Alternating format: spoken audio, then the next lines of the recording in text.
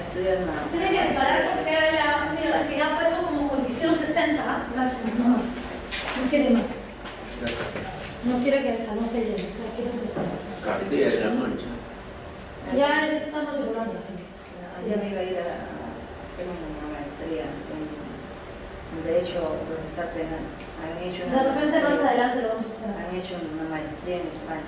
Sí, en España van a hacer maestría. Pero el requisito que tengan bachiller o título de profesor. Pero eso va a ser dictado acá. No es virtual. Va a ser virtual y presencial. Virtual es para que les dejen los trabajos. Ellos les van a crear un usuario y una contraseña para que puedan acceder, para que tomen sus exámenes y todo eso. Pero también van a venir los requisitos en España. Se les va a programar. Sí.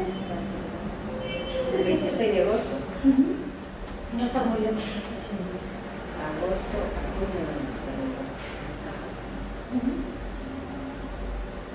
Está haciendo.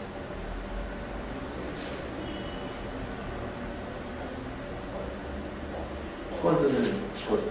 13.700. ¿13.000? Incluye higiene.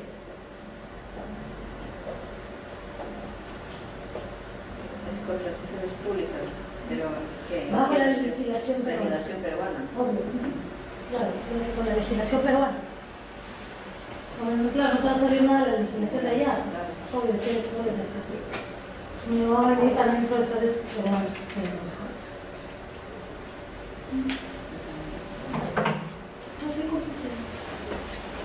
Que le grabe. Quiero ver que está grabando. Buenas noches.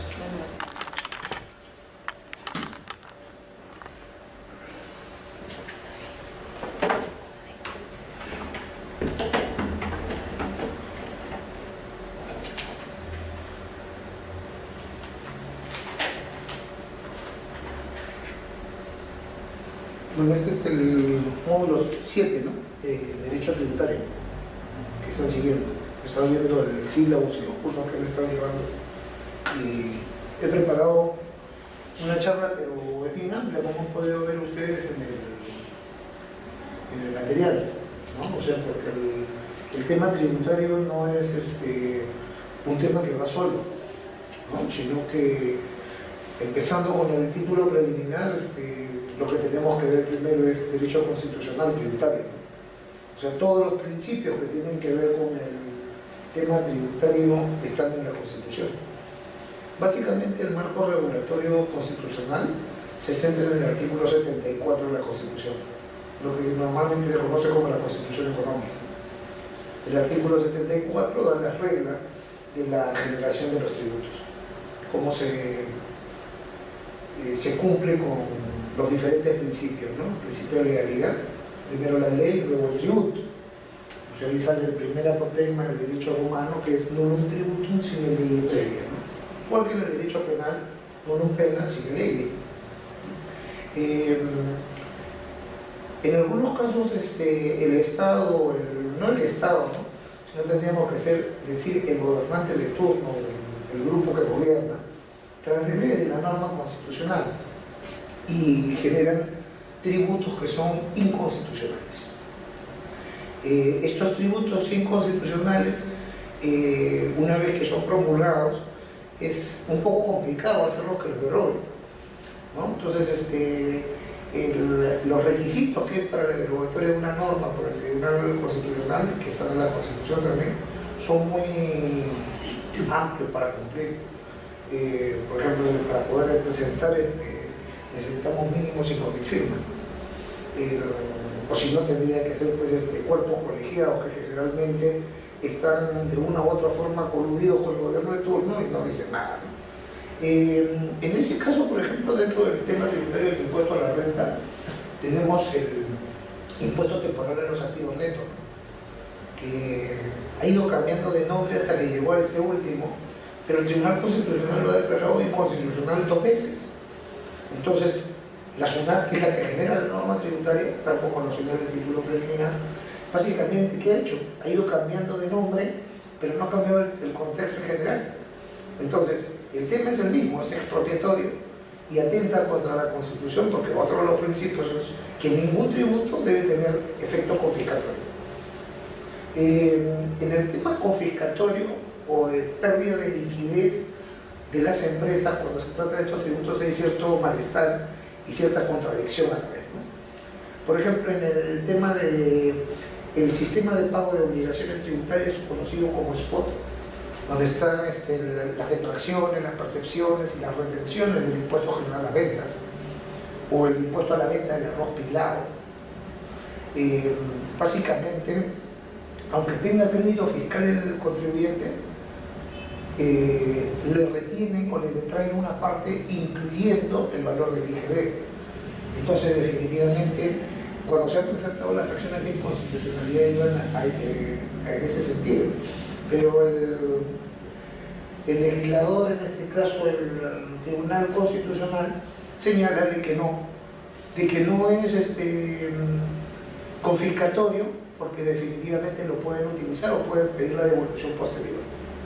Pero sobre el tema de pedir devoluciones de impuestos, ¿no? O de tributos en líneas generales, hay algunos que señalamos que es mejor no pedirlo, sino utilizarlo para el ejercicio siguiente como crédito fiscal. Porque cuando tú le solicitas al Ejecutivo, en este caso a la SUNAT, que te devuelva, ¿no? Eso apareja una fiscalización completa.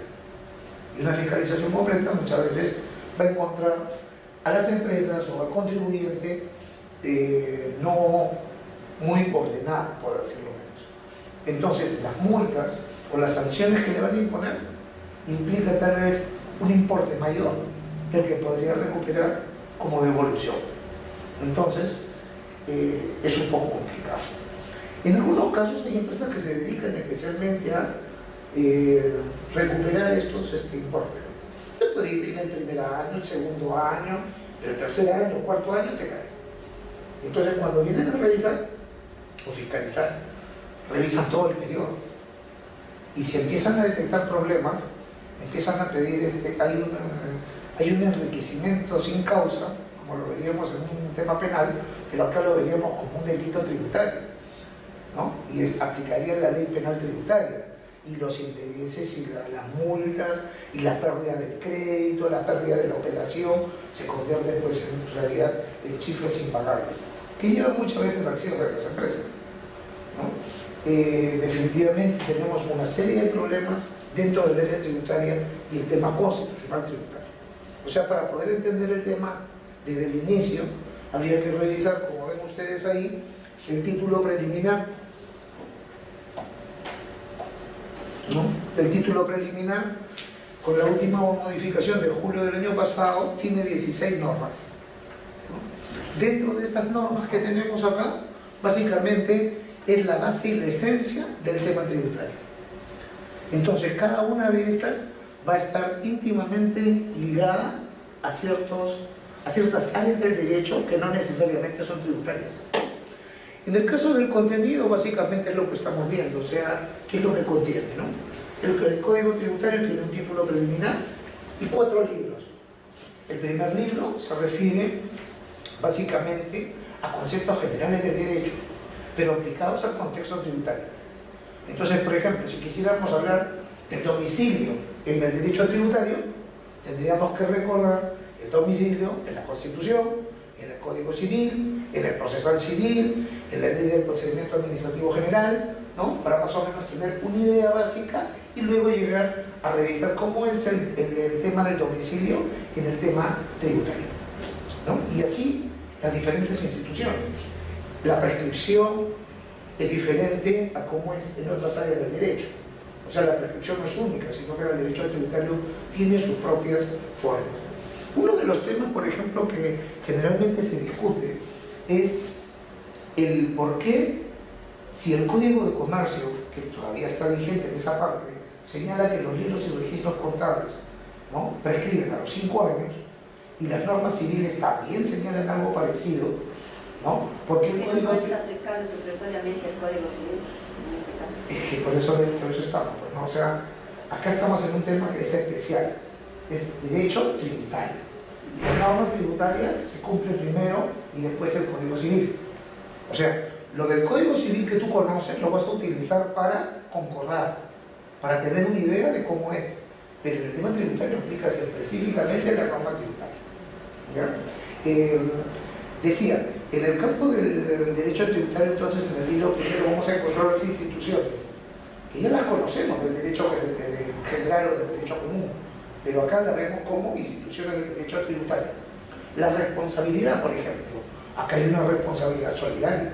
La forma del domicilio, cuando la SUNAT dice, ese es el domicilio, no está en otro tipo de derecho. O cuando tú dejas de pagar y vienen y te rompen la puerta porque hay un deserraje, por orden judicial, y extraen o secuestran tus bienes, definitivamente es una potestad muy rápida que tiene, en este caso, la SUNAT o el gobierno local, provincial o distrital en el tema tributario con el contribuyente o administrado, ¿no? Es diferente a otras partes. Ahora, depende del gobierno de turno, cómo funcionan estas reglas, porque el gobierno de turno las puede empezar a cambiar. Por ejemplo, durante la época de Fujimori, que empieza el cambio tributario en el año 93, drástico como es hoy, un poco menos inconstitucional que antes.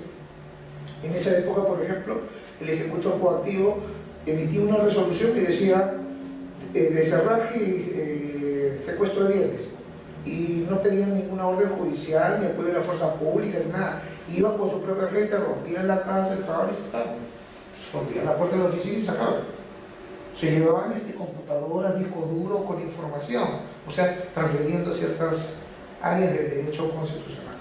Eso estuvo vigente durante un buen tiempo, hasta que cambió, ¿no? Pero cambió de una forma muy sui generis, ¿no? Porque cuando el ejecutor coactivo o el fedatario de la administración solicita a la fiscalía que se pronuncie, se lo debe hacer en el término de 24 horas. Y en el término de 24 horas el juez abre instrucción, que es diferente a otras áreas del derecho. O sea, en el marco que estamos viendo acá es completamente diferente. Uno de los principios básicos que tenemos es la norma cuarta, que está en íntima concordancia con el artículo 74 de la Constitución, o sea, lo que es legalidad y reserva de la ley.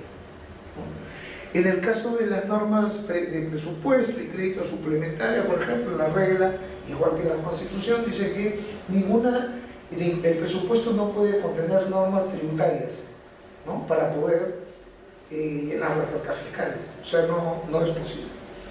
En el caso de la modificación y derogación de normas tributarias, siempre tendrá que ser por una norma de rango superior, ¿no?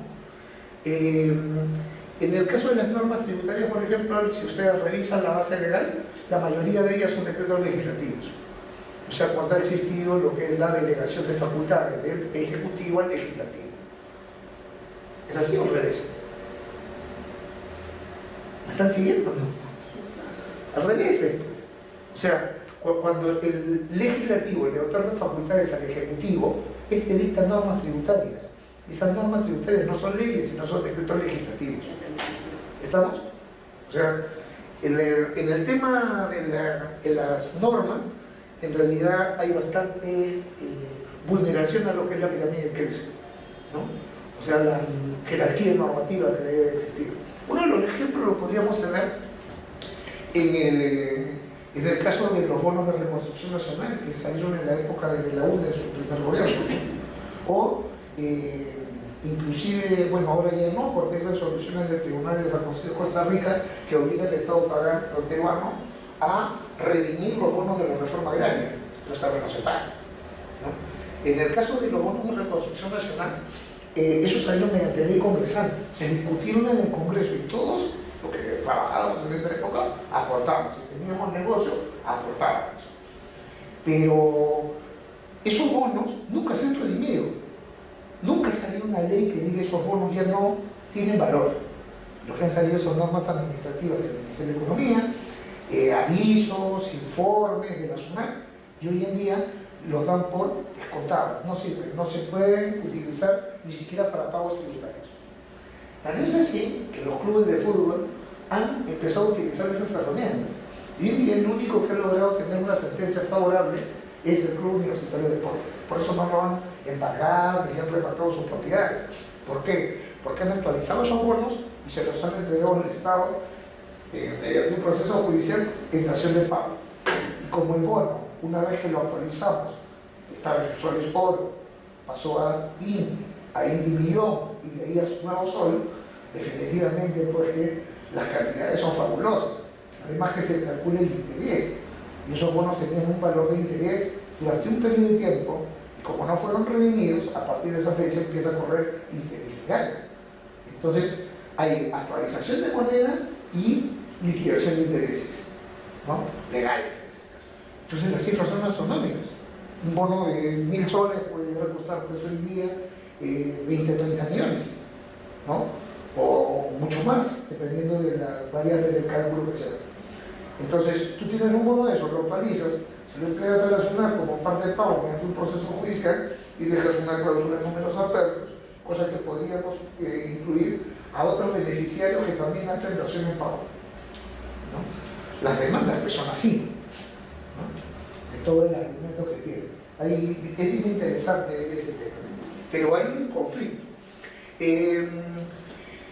En el caso de la interpretación de las normas tributarias se aplican todas las normas que se aplican en el derecho, pero acá tenemos que ver esto en forma conjunta con las fuentes del derecho tributario. Dentro de las fuentes del derecho tributario, bajo el principio de legalidad, lo primero que vamos a tener que leer es la ley. ¿De acuerdo? O sea, las fuentes del derecho me van a señalar cómo voy a interpretar la norma. Entonces la norma no la voy a interpretar doctrinariamente, sino la voy a interpretar primero por la ley. ¿Estamos? Entonces, lo que vamos a tener que hacer muchas veces es una interpretación literal y una interpretación concordada con todas las demás normas del derecho. Ya lo vamos a ver en forma más amplia, más adelante.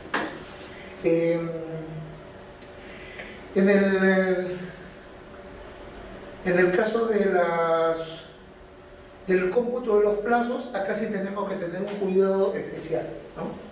Sobre todo que ahora, ya desde hace algunos años, en el sector público se estila dar fines de semana largos supuestamente para que hagan turismo los funcionarios públicos, ¿no? Pero los que trabajamos en el sector privado tenemos esos beneficios, ¿no? Y adicionalmente existen oficinas de la SUNAT que en esos días están abiertas. Entonces, cuando en ese día, feriado no laborable para la administración pública, se vence la presentación de alguna reclamación, apelación o queja dentro de un trámite contencioso con la administración, definitivamente hay que estar muy atentos, porque si no vamos ese día y vamos después, se nos pasa el plazo. Recluye. Entonces, la administración te dice, no hay problema, presenta, pero te aplica el principio solve et repete. ¿Quieres reclamar? Primero pagas, después reclamas. Entonces definitivamente hay un perjuicio para el administrador. Entonces hay que tener bastante cuidado. Si eso pasa en Lima, fíjense ustedes cómo funciona en el interior del país. Es mucho más complejo todavía. En cada ciudad del interior, los funcionarios dan sus propias reglas. Parece como cuando vamos acá al Poder Judicial a leer un expediente civil y en cada módulo el administrador te da sus propias reglas de juego. Te dice a qué hora tienes que recoger, a qué hora tienes que leer y no puedes discutir con nadie, porque no hay nadie que te dé razón. Algo similar es acá, ¿no? Luego tenemos las exoneraciones a diplomáticos, yo creo que básicamente bajo lo que es la reciprocidad, ¿no? Los diplomáticos nacionales en el extranjero también tienen el mismo beneficio. En el caso del Ministerio de Economía y Finanzas es el que rige el tema tributario. Entonces lo que tenemos acá es, hay un marco macroeconómico anual, ¿no? Y dentro de ese marco macroeconómico está la política fiscal, o sea, política económica, el todo, y la política fiscal. La política fiscal es la recaudación, ingreso al erario nacional. Y la norma 15 trata sobre la unidad impositiva tributaria, ¿no? Que básicamente dentro de lo que señala la norma dice que se debe ceñir a las variables macroeconómicas, ¿no? Pero ahora que veamos cómo ha ido variando la UIT en el tiempo, no sé yo de dónde sacan esas variables macroeconómicas para poder hacer ese trabajo, porque no lo veo. Y la norma 16 que tienen ustedes ahí es la que apareció el año pasado en julio. Esta norma ha transformado completamente el marco jurídico tributario nacional. ¿Por qué? Porque hoy día, cuando se hace una programación dentro de los tributos y utilizamos ciertos argumentos para evitar el pago, evitar la imposición, la elusión, hoy día se ve como un delito, ¿no? O sea, la elusión es que el especialista lee la ley, la analiza y determina cuál es la mejor forma de cumplir con beneficio económico para su cliente. Hoy día hacer eso es un delito, ¿no? La elusión está sancionada al igual que la evasión. Y en el caso de la economía de opción, que se utilizaba mucho en la época del gobierno de Alan, por ejemplo, en el segundo periodo, y inclusive en el primero de Belaúnde, cuando los precios subían en forma exponencial, ¿no? ¿Qué hacías? ¿No? Por ejemplo, yo hacía eso cuando tenía que pagar el predial de mi propiedad, ¿no? Si no tenía mucho dinero en el día que vencía el pago, que era marzo o febrero, no lo pagaba. Pagaba las cuotas tampoco, las dejaba pasar. ¿Y qué esperaba? Que fácil llegar el otro año y venía una amnistía, ¿no? O en su defecto, pagaba el impuesto después de un año, de 2 años, con todos los intereses, las multas, las moras, todo, pero por el valor que tenía la moneda, en el momento que yo pagaba, ya me había beneficiado económicamente. O sea, yo pagaba un sol, lo que antes era un millón, ¿no? Como tipo de cambio, ¿no? Entonces, básicamente ahí es donde se ve esa norma número 16, que es la nueva.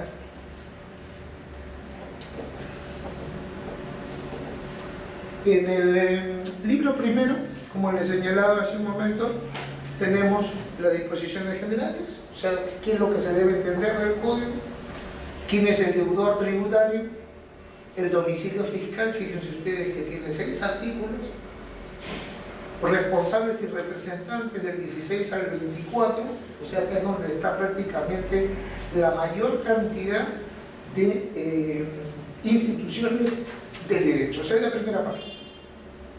En el título tercero encontramos la transmisión y extinción de la obligación tributaria. Si hablamos de obligaciones, las obligaciones están en el Código Civil. Entonces, las obligaciones tributarias son las mismas, solamente que van a tener una aplicación diferente.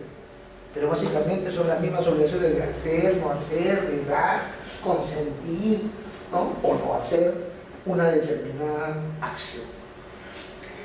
En el caso de la deuda tributaria y el pago, también tenemos, todo esto proviene básicamente del Código Civil, ¿no? Y en el caso de la compensación, condenación, consolidación, igual. En el caso de la prescripción, también, pero la prescripción acá tiene plazos y términos diferentes. En el caso del libro segundo, básicamente lo conocemos como las obligaciones del contribuyente y las facultades que tiene la administración tributaria.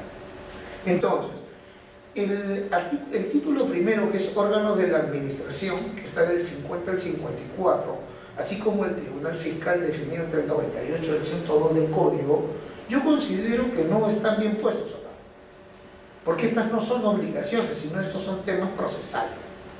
Entonces, estos temas procesales deberían estar en el libro tercero. Profesor, una preguntita. Usted está hablando del Código Tributario, el decreto de 816. ¿Es realidad?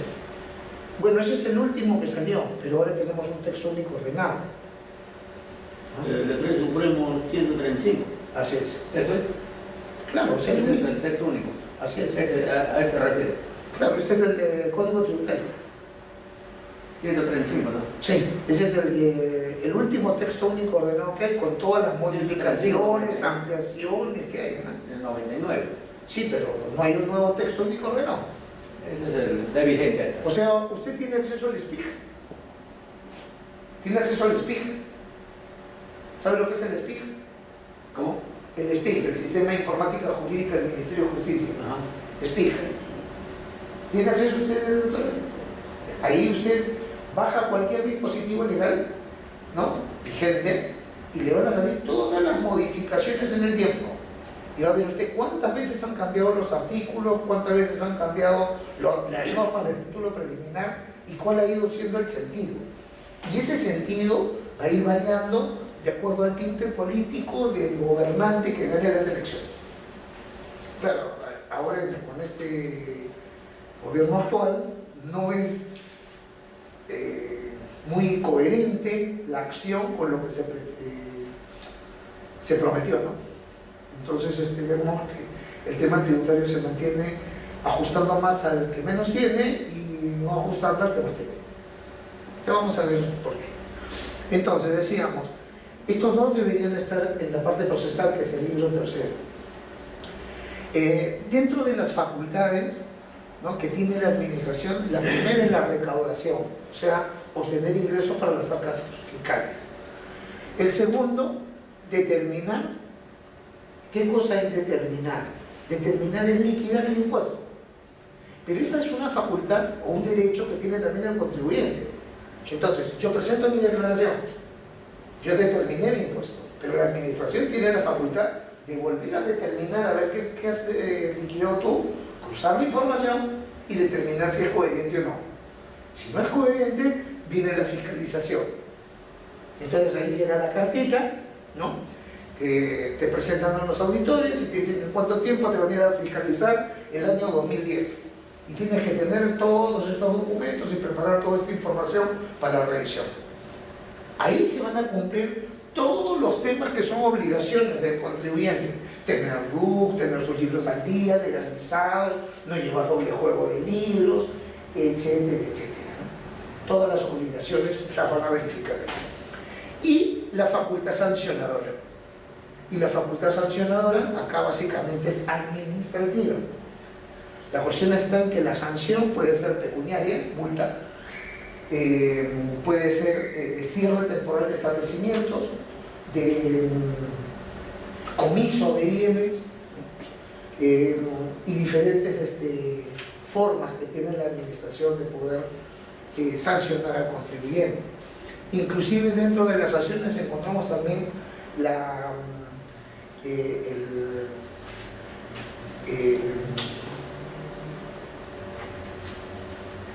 sanciones que están prescritas en el artículo 105 para las personas jurídicas en la parte administrativa en el Código Penal, ¿no?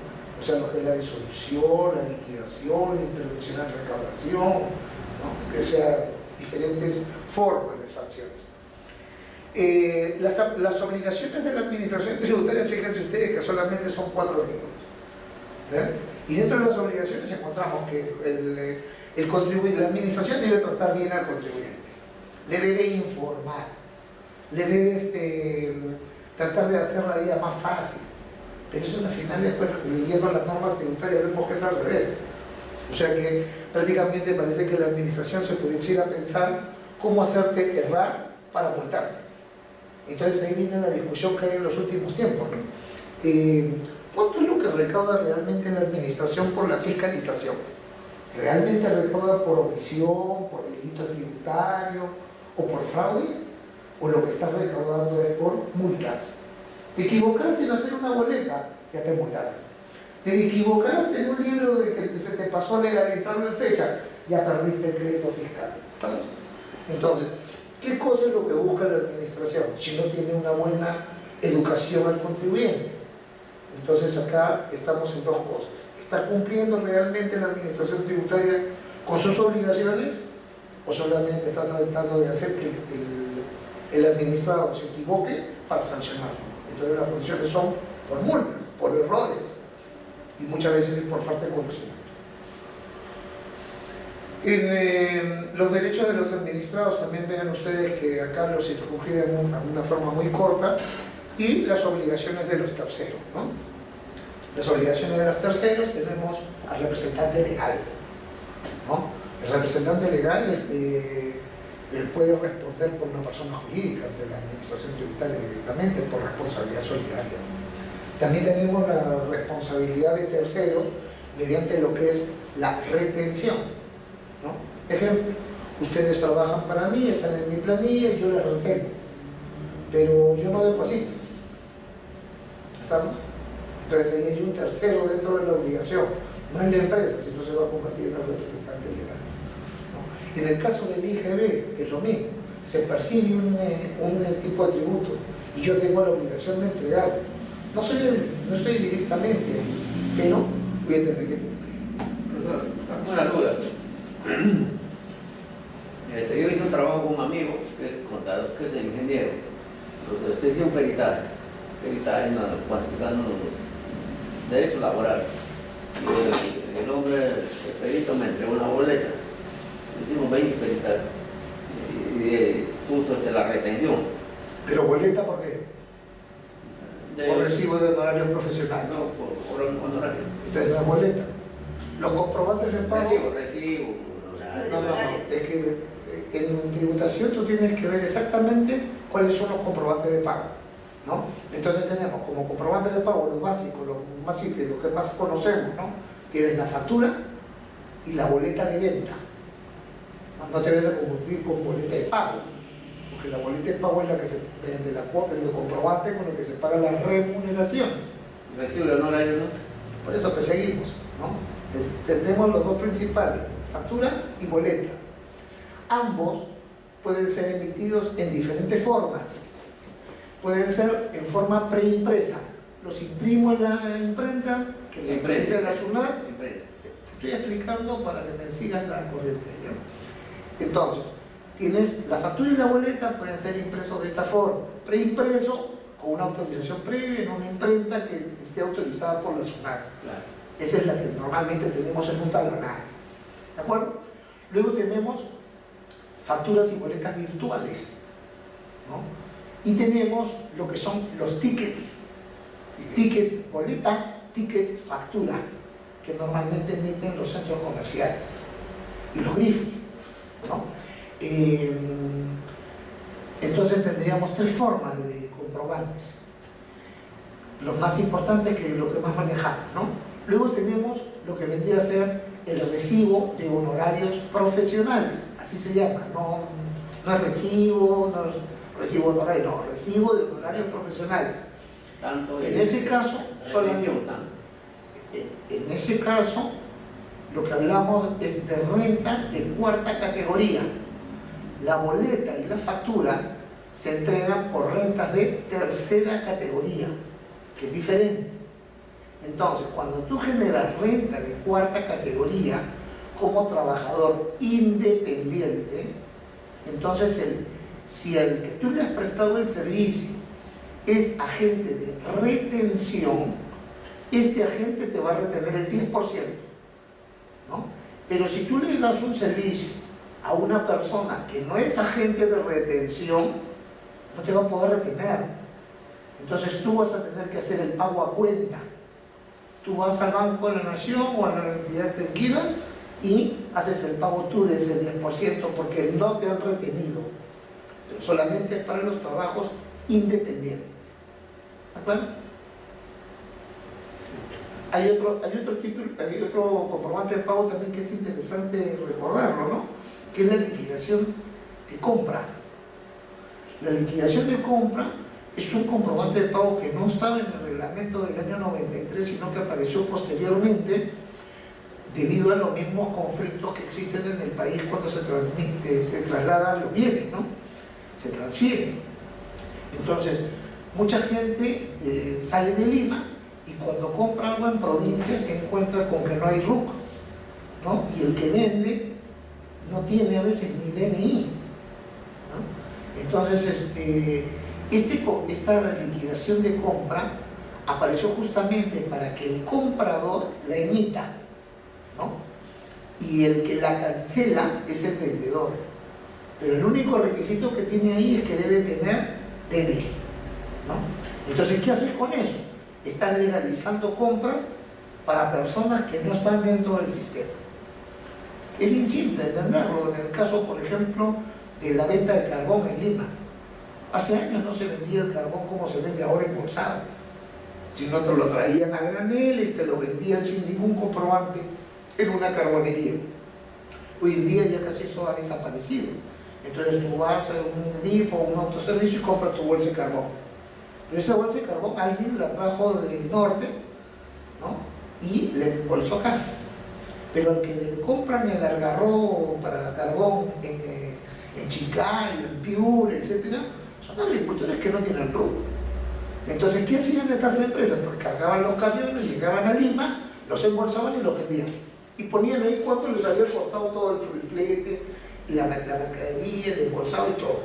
Llegaba la fiscalización tributaria y se decía, ¿dónde está tu factura de compra? No hay. ¿Por qué? Porque no tienen RUT. Y esto es lo que yo he pagado. No me firmó un documento, no sirve. Entonces, con tantos problemas que había, ya que no había norma previa, una regulación previa, se ordenó que se legisló sobre este comprobante. Y básicamente es como para regularizar operaciones de compras que se hagan a personas que no están dentro del sistema, ¿no? Ese es básicamente el tenor de la liquidación de compra. Existen 36 comprobantes de pago, ¿no? Diferentes, y cada uno de ellos tiene sus propias reglas. Pueden revisar ustedes el texto único, la ley marco de comprobantes de pago del año 92 y el reglamento de comprobantes de pago, que también, como el código, modificaba en el tiempo, viendo el actual. ¿Tiene un número de reglamento? Reglamento de comprobantes de pago. Así entra usted a la página de la SUNAT y el reglamento está ahí. En Google también. No, pero mejor se entra por el SPIG, ¿no? Porque lo va a encontrar usted actualizado y es una página de confianza. No vaya a bajarlo de cualquier sitio. Nosotros tenemos en la Universidad San Martín de Porres creamos el Círculo de Derecho Tributario. Tome nota, se llama CIDETRI, con C, Círculo de Derecho Tributario. Círculo de Derecho Tributario. CIDETRI. CIDETRI. Sí. Ahí va a encontrar usted un portal y tiene diferentes áreas del derecho tributario y va a encontrar legislación actualizada, ¿no? Algunos comentarios que tenemos y básicamente ese es el tema bien amplio, ¿no? Para cada sector de la economía. Doctor, ¿por qué en la sección del Estado nos emiten boleta de pago y también donde nos hacen la retención del 10% de eso? Perdón, boleta de pago de retención 10%, ¿por qué? Siempre es así. ¿Bajo cualquier concepto? Por los honorarios. Pero boleta de pago no hay por honorarios. Claro. Nos emiten, estamos en planillas. De planilla. No, en planilla hay otro tipo de retenciones. Pues. Y eso Si está usted en FP o NP, lo que es seguridad social, depende de lo que gane. No, la suma el 10%.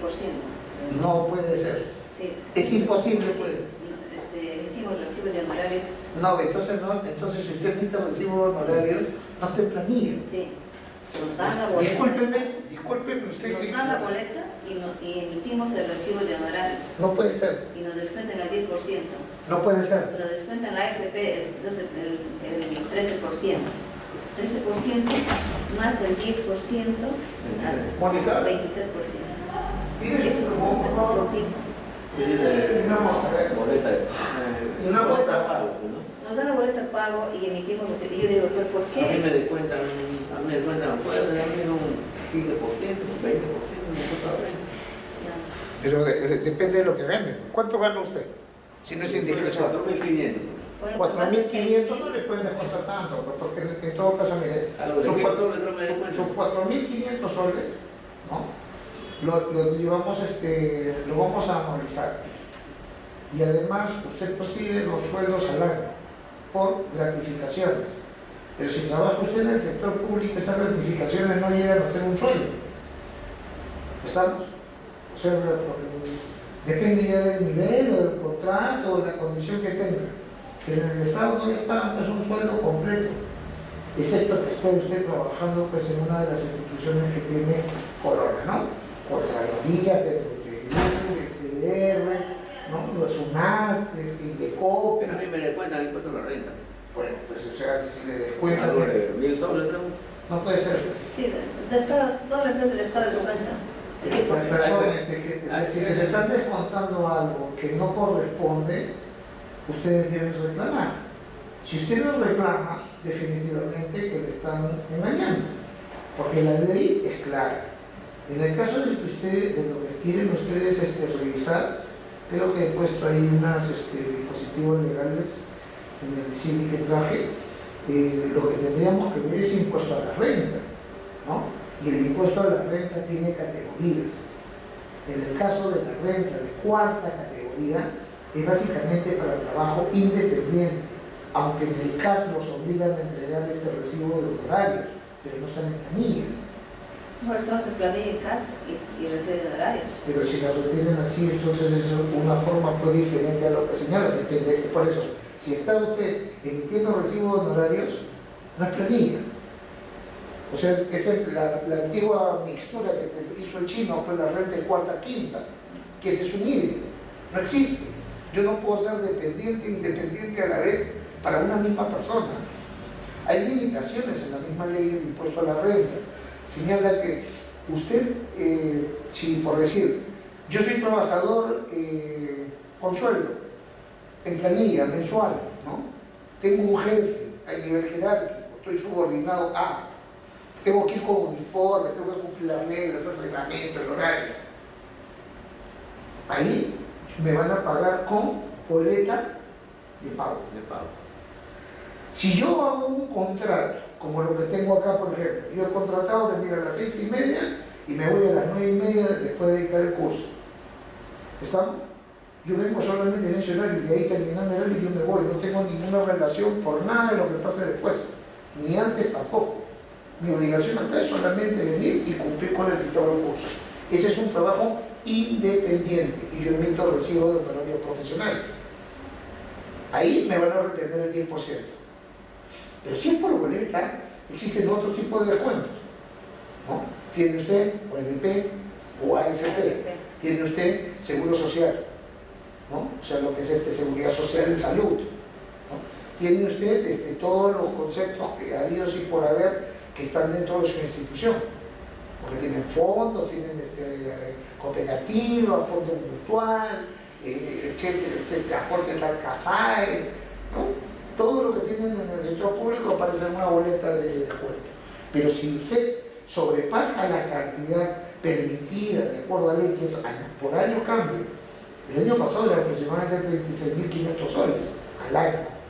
Si ganas hasta 36.500 soles al año, no pagas nada.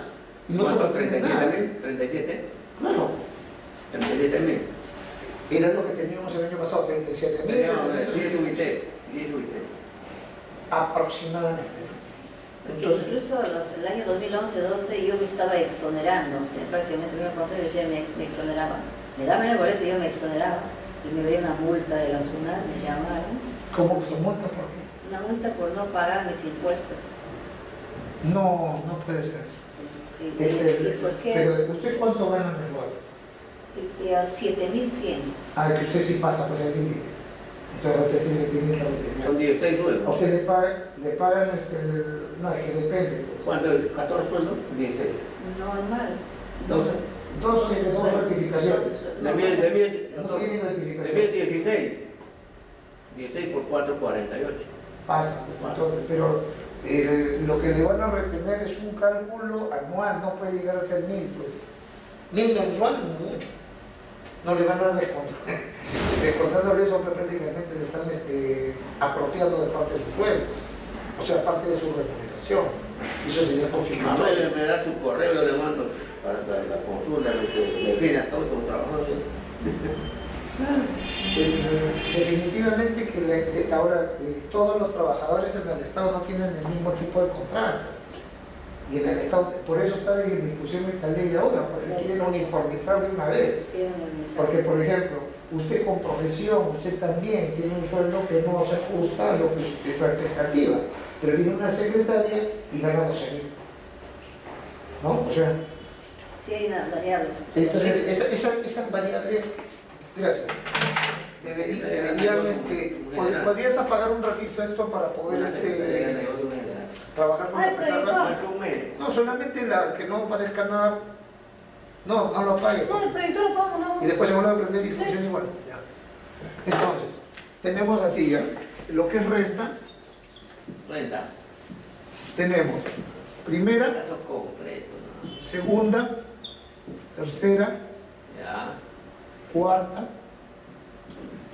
y quinta. Quinta. ¿Ya? Adicionalmente a estas 5 categorías tenemos la renta de fuente extranjera. ¿Estamos? O sea, si tú te vas al exterior y realizas un servicio, haces un negocio y ganas dinero, ¿no? Tienes que declararlo en el Perú, bajo el principio de renta de fuente mundial. En primera categoría se refiere básicamente a